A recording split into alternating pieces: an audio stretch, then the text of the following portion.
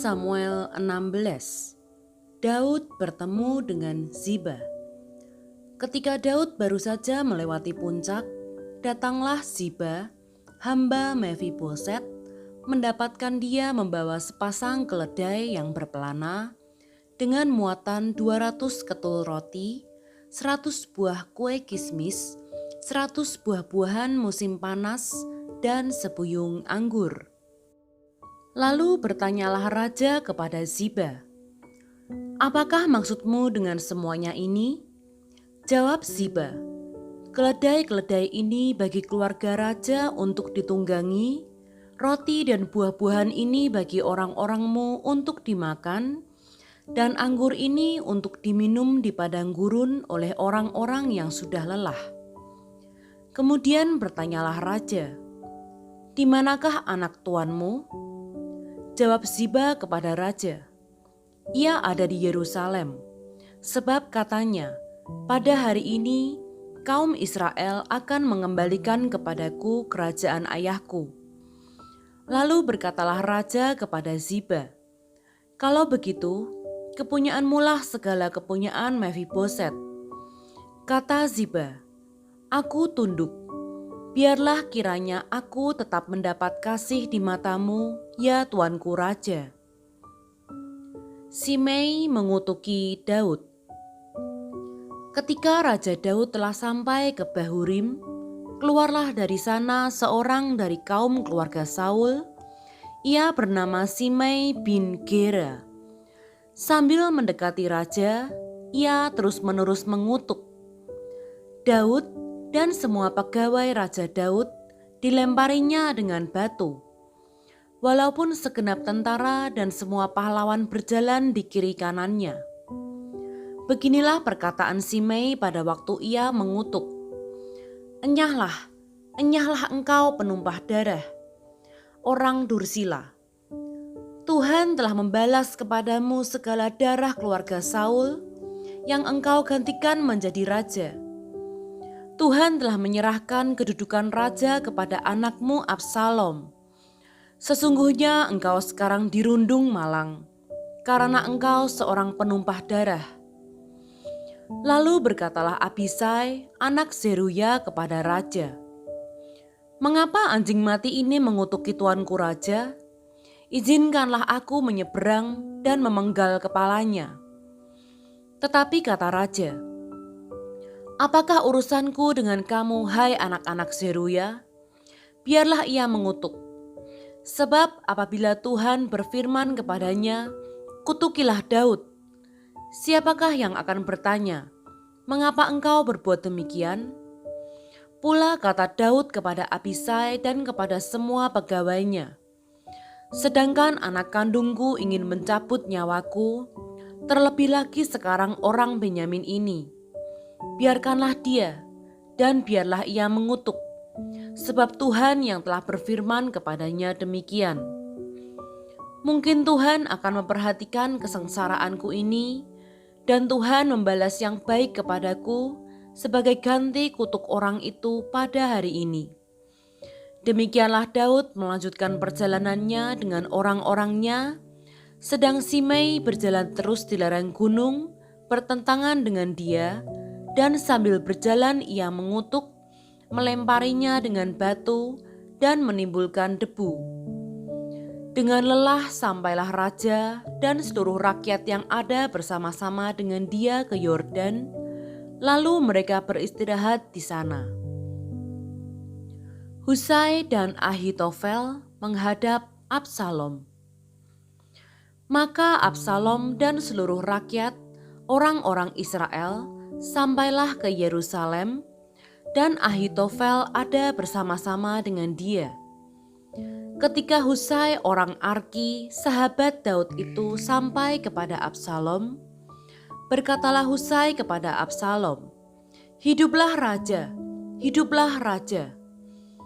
Berkatalah Absalom kepada Husai, "Inikah kesetiaanmu kepada sahabatmu? Mengapa engkau tidak pergi menyertai sahabatmu itu?" Lalu kata Husai kepada Absalom, "Tidak, tetapi dia yang dipilih oleh Tuhan dan oleh rakyat ini dan oleh setiap orang Israel, dialah yang memiliki aku dan bersama-sama dengan dialah aku akan tinggal. Lagi pula kepada siapakah aku memperhambakan diri?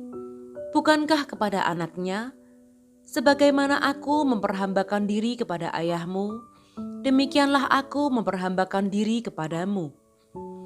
Kemudian berkatalah Absalom kepada Ahitofel, "Berilah nasihat, apakah yang harus kita perbuat?"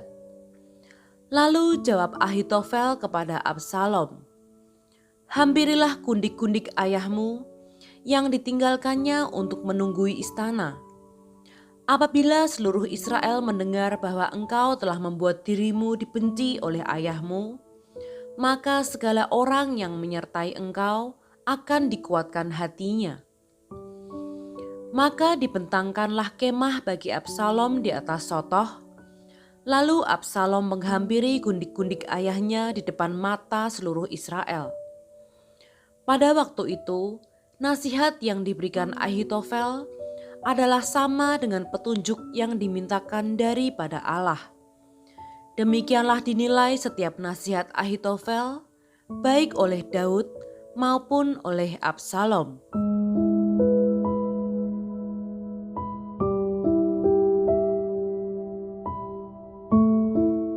2 Samuel 17. Nasihat Ahitofel digagalkan oleh nasihat Husai. Berkatalah Ahitofel kepada Absalom, "Izinkanlah aku memilih 12.000 orang, maka aku akan bersiap dan mengejar Daud pada malam ini juga.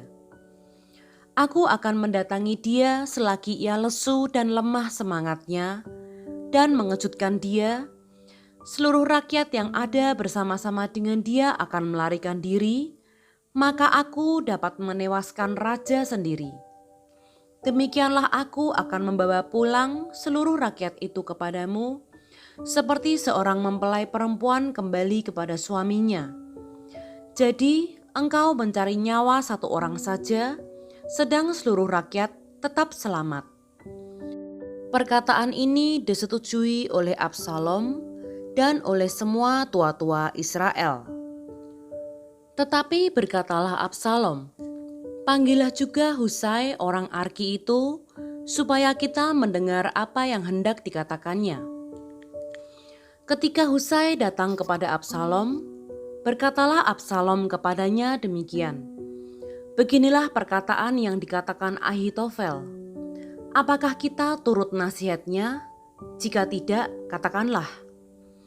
Lalu berkatalah Husai kepada Absalom, "Nasihat yang diberikan Ahitofel kali ini tidak baik." Kata Husai pula, "Engkau tahu bahwa ayahmu dan orang-orangnya adalah pahlawan, dan bahwa mereka sakit hati seperti beruang yang kehilangan anak di padang. Lagi pula ayahmu adalah seorang prajurit sejati. Ia tidak akan membiarkan rakyat tidur. Tentulah ia sekarang bersembunyi dalam salah satu lubang atau di salah satu tempat. Apabila pada penyerangan pertama beberapa orang tewas dan ada orang mendengar hal itu, maka orang akan berkata, 'Rakyat yang telah mengikut Absalom sudah menderita kekalahan.' Maka seorang gagah perkasa sekalipun yang hatinya seperti hati singa akan tawar hati sama sekali. Sebab seluruh Israel tahu bahwa ayahmu itu seorang pahlawan dan orang-orang yang bersama-sama dia adalah orang gagah perkasa. Sebab itu kunasihatkan, suruhlah seluruh Israel dari Dan sampai Beersheba berkumpul kepadamu, seperti pasir di tepi laut banyaknya, dan engkau sendiri juga harus turut bertempur. Apabila kita mendatangi dia di salah satu tempat, di mana ia terdapat, maka kita akan menyergapnya, seperti embun jatuh ke bumi, sehingga tidak ada yang lolos, baik dia maupun orang-orang yang menyertainya. Dan jika ia mengundurkan diri ke suatu kota, maka seluruh Israel akan mengikat kota itu dengan tali, dan kita akan menyeretnya sampai ke sungai hingga batu kecil pun tidak terdapat lagi di sana. Lalu berkatalah Absalom dan setiap orang Israel, nasihat Husai orang Arki itu lebih baik daripada nasihat Ahitofel. Sebab Tuhan telah memutuskan bahwa nasihat Ahitofel yang baik itu digagalkan dengan maksud supaya Tuhan mendatangkan celaka kepada Absalom. Daud ke Mahanaim. Sesudah itu berkatalah Husai kepada Zadok dan kepada Abiatar imam-imam itu, ini dan itu dinasihatkan Ahitofel kepada Absalom dan kepada para tua-tua Israel, tetapi ini dan itu kunasihatkan. Oleh sebab itu, suruhlah dengan segera memberitahukan kepada Daud demikian. Pada malam ini, janganlah bermalam di tempat-tempat penyeberangan ke padang gurun, tetapi menyeberanglah dengan segera, supaya jangan raja dan seluruh rakyat yang bersama-sama dengan dia itu ditelan habis. Yonatan dan Ahimaas menunggu di En-Rogel. Dan setiap kali ada seorang budak perempuan yang datang membawa kabar kepada mereka, dan mereka pun langsung memberitahu Raja Daud, sebab mereka tidak boleh dilihat memasuki kota. Tetapi seorang anak melihat mereka, lalu memberitahu Absalom. Jadi pergilah keduanya dengan segera, dan sampailah mereka ke rumah seseorang di Bahurim yang mempunyai sumur di halamannya, maka turunlah mereka ke dalamnya. Kemudian perempuan itu mengambil kain tudungan, membentangkannya di atas mulut sumur itu, dan menaburkan butir-butir gandum di atasnya, sehingga tidak kelihatan apa-apa. Sampailah orang-orang Absalom kepada perempuan itu di rumahnya, lalu bertanya, "Di manakah Ahimaas dan Yonatan?" Jawab perempuan itu kepada mereka, "Mereka telah menyeberangi sungai itu." Kemudian mereka mencari, tetapi tidak mendapatnya. Lalu pulanglah mereka ke Yerusalem. Setelah orang-orang itu pergi, keluarlah keduanya dari sumur, lalu pergi memberitahu Raja Daud. Kata mereka kepada Daud, "Bersiaplah dan seberangilah dengan segera sungai ini, sebab ini dan itu dinasihatkan Ahitofel terhadap kamu." Lalu bersiaplah Daud dan seluruh rakyat yang bersama-sama dengan dia, dan mereka menyeberangi sungai Yordan. Pada waktu fajar, tidak ada seorang pun yang ketinggalan, yang tidak menyeberangi sungai Yordan. Ketika dilihat Ahitofel bahwa nasihatnya tidak dipedulikan, dipasangnyalah pelana keledainya, lalu berangkatlah ia ke rumahnya ke kotanya. Ia mengatur urusan rumah tangganya, kemudian menggantung diri. Demikianlah ia mati, lalu ia dikuburkan dalam kuburan ayahnya. Maka sampailah Daud ke Mahanaim ketika Absalom menyeberangi sungai Yordan dengan seluruh orang Israel yang menyertainya. Absalom telah mengangkat Amasa menggantikan Yoab untuk mengepalai tentara. Amasa adalah anak seorang yang bernama Yitra, seorang Ismael yang telah memperistri Abigail binti Nahas, saudara perempuan Zeruya ibu Yoab. Lalu orang Israel dan Absalom berkemah di tanah Gilead. Ketika Daud tiba di Mahanaim, maka Sobi bin Nahas dari Raba, kota Bani Amon, dan Makir bin Amiel dari Lodebar, dan Barzilai, orang Gilead, dari Rogelim, membawa tempat tidur, pasu, periuk belanga, juga gandum, jelai, tepung, bertih gandum, kacang babi, kacang merah besar, kacang merah kecil, madu, dadih, kambing domba, dan keju lembu bagi Daud dan bagi rakyat yang bersama-sama dengan dia untuk dimakan. Sebab kata mereka, Rakyat ini tentu telah menjadi lapar, lelah, dan haus di padang gurun.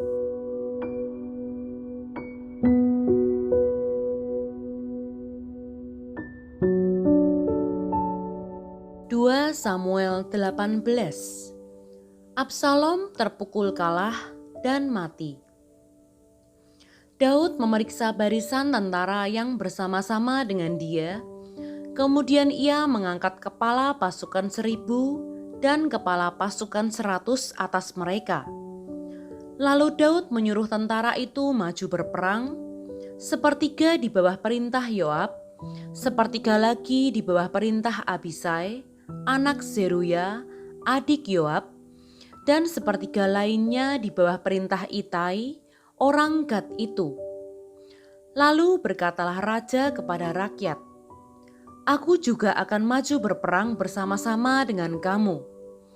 Tetapi tentara itu berkata, "Janganlah tuanku maju berperang, sebab apabila kami terpaksa melarikan diri, maka mereka tidak akan menghiraukan kami.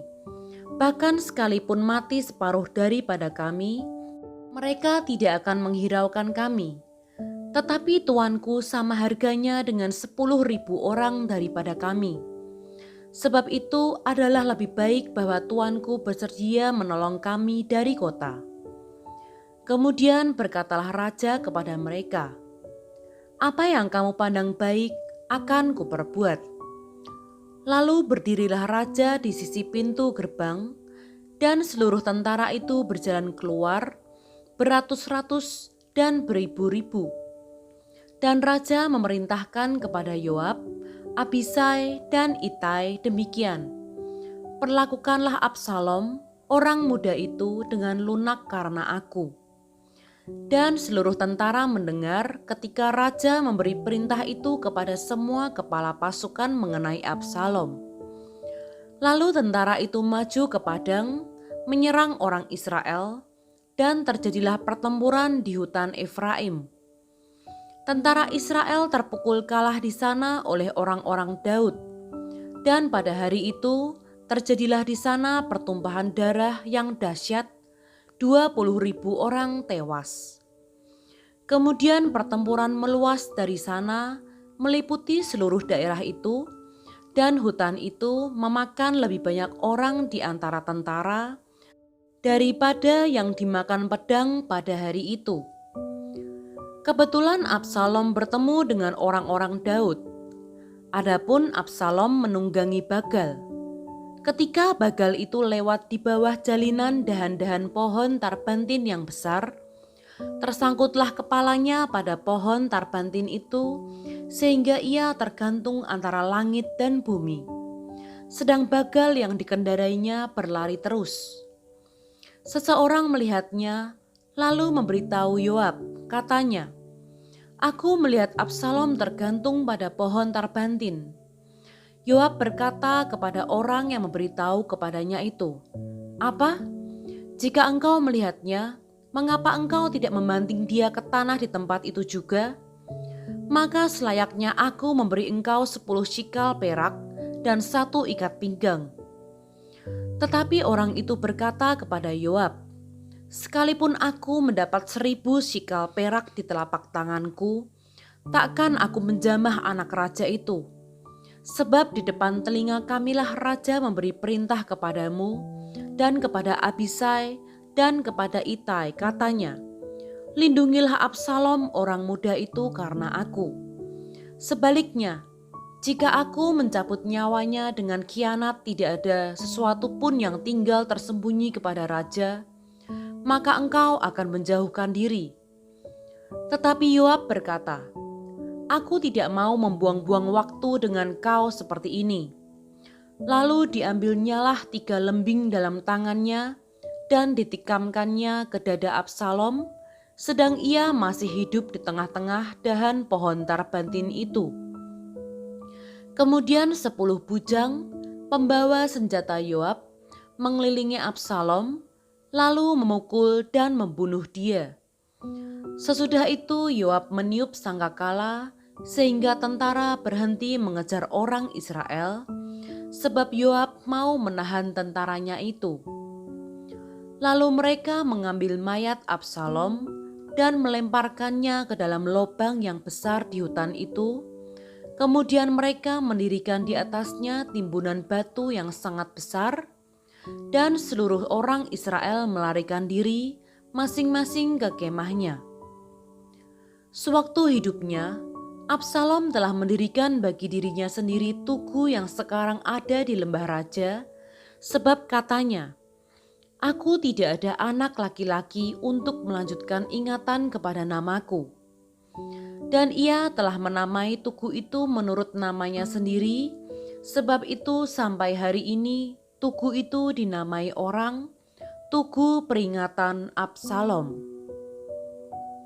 Kabar kematian Absalom disampaikan kepada Daud.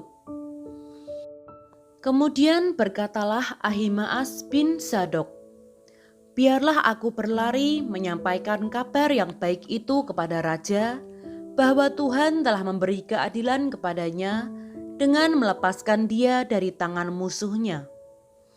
Tetapi berkatalah Yoab kepadanya, "Pada hari ini bukan engkau yang menjadi pembawa kabar. Pada hari lain boleh engkau yang menyampaikan kabar.